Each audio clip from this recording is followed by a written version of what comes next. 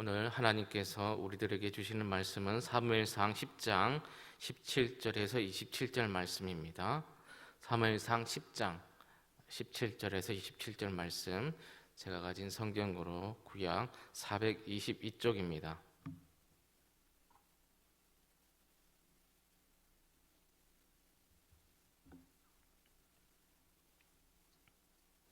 한 절씩 번갈아 가면서 교독으로 봉독하고 마지막 절은 합독하도록 하겠습니다. 사무엘이 백성을 미스바로 불러 여호와 앞에 모으고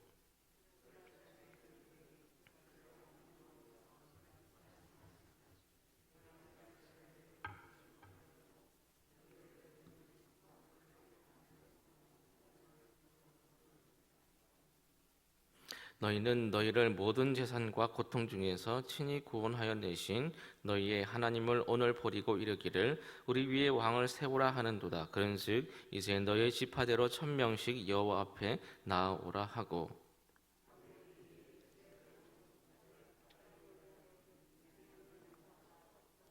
베냐민 지파를 그들의 가족별로 가까이 오게 하였더니 마드리의 가족이 뽑혔고 그 중에서 기스의 아들 사울이 뽑혔으나 그를 찾아도 찾지 못한지라.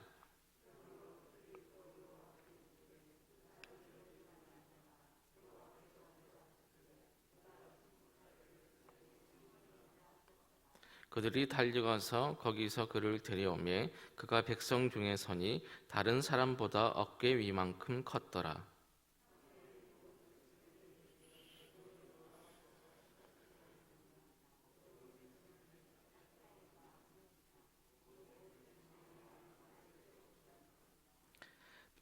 사무엘이 나라의 제도를 백성에게 말하고 책에 기록하여 여호와 앞에 두고 모든 백성을 각기 집으로 보내매,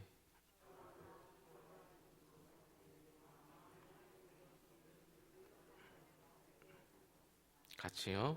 어떤 불량배는 이르되 이 사람이 어떻게 우리를 구원하겠느냐 하고 멸시하며 예물을 바치지 아니하였으나 그는 잠잠하였더라. 아멘. 여러분, 우리는 지금까지 이스라엘의 왕정 제도가 수립된 배경을 살펴보고 사울이 왕으로서의 소명을 부여받았음을 살펴보았습니다. 다른 나라들은 다 왕이 있는데 우리만 왕이 없습니다. 이런 어리석은 이스라엘 백성들의 요구에 의해서 하나님께서는 왕정 제도를 허락해 주셨습니다. 하나님은 사무엘 선지자를 통해서 사울의 머리에 기름을 붓게 되고 그를 백성들 앞에 왕으로 세우도록 말씀하시고 모든 과정을 이루어 가시고 있습니다. 그런데 왕을 달라는 이스라엘 백성들의 요구에 하나님께서는 응답해 주셨지만 이것은 결코 하나님이 기뻐하시는 응답은 아니었습니다. 오늘 본문의 사무엘을 통해서 주신 말씀은 하나님의 진짜 본심을 깨달을 수 있는 말씀입니다. 본문 18절과 19절 말씀입니다. 다시 한번 읽도록 하겠습니다. 18절과 19절 같이 읽습니다. 시작.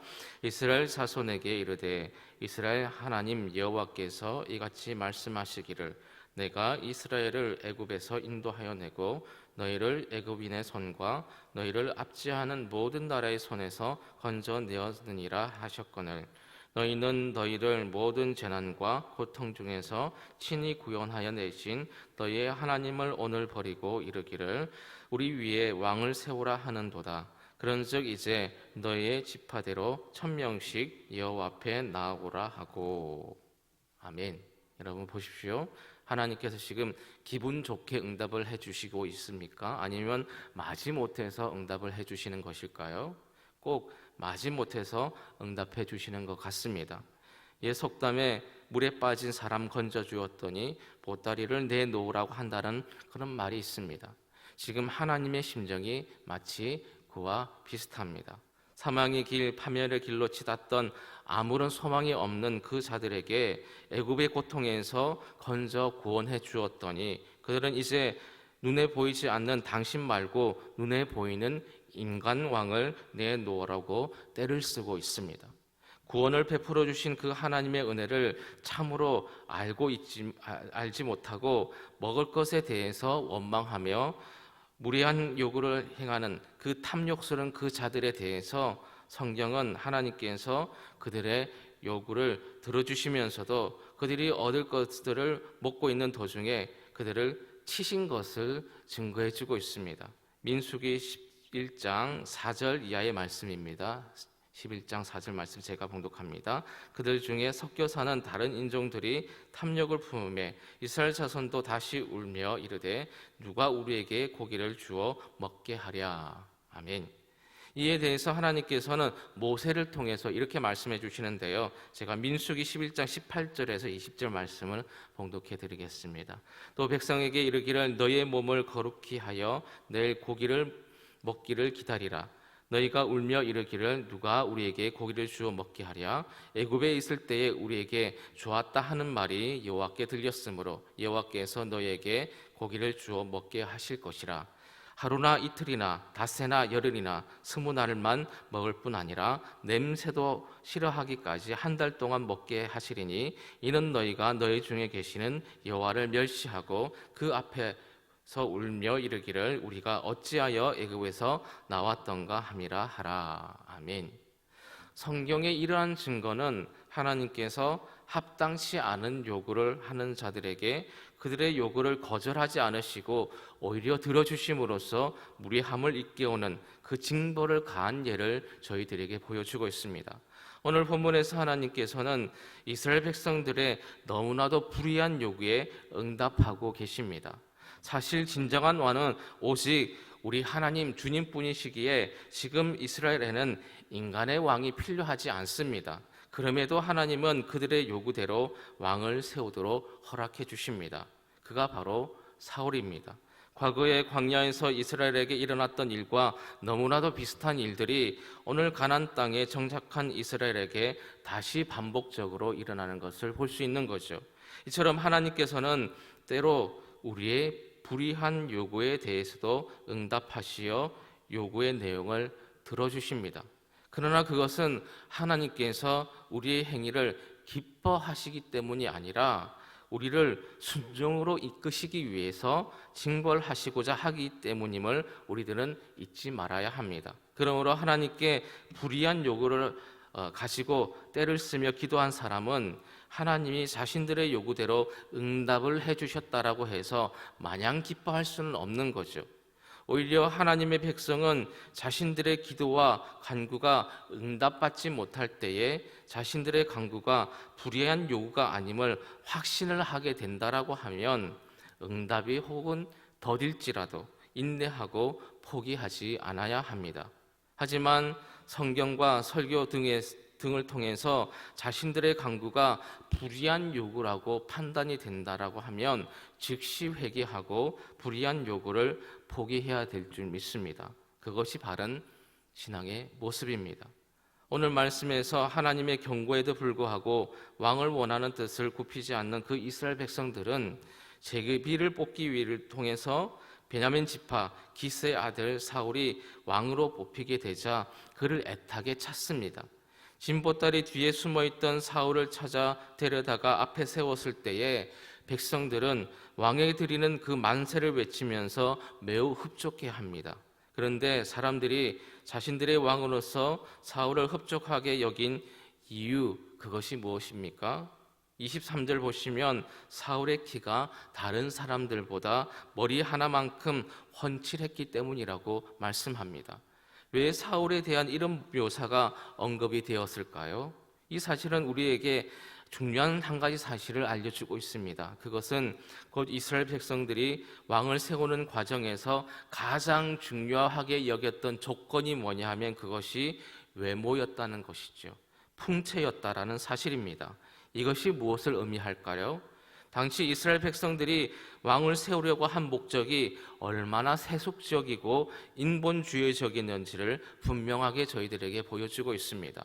이처럼 그의 외모를 보고 만세를 부르며 왕으로 인정하는 자들도 있었지만 그와 반면에 그의 배경과 성품 때문에 인정하지 않고 멸시하는 자들도 있었습니다. 27절 말씀입니다. 우리 같이 한번 봉독할까요?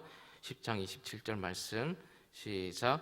어떤 불량배는 이르되 이 사람이 어떻게 우리를 구원하겠느냐 하고 멸시하며 예물을 바치지 아니하였으나 그는 잠잠하였더라. 아멘.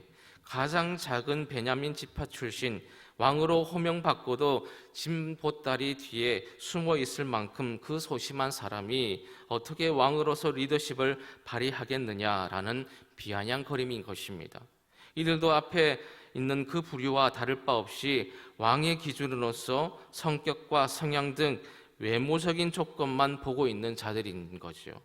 왕의 후보로 지명받은 이 사람이 얼마나 하나님의 신뢰를 받고 그분의 말씀을 사모하고 있는지, 하나님의 마음을 헤아리고 있는 신실한 사람인지를 보지 못하고 다들 외적인 조건만으로 주변국과 같은 왕을 세워달라고 떼를 쓰고 있습니다.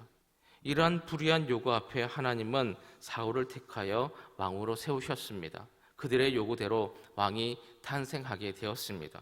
그러나 그렇게 이스라엘 백성들의 성화를 못 이겨 세워진 그 사울이 이스라엘 역사에서 어떻게 기억되고 있는지 우리는 다 알고 있습니다.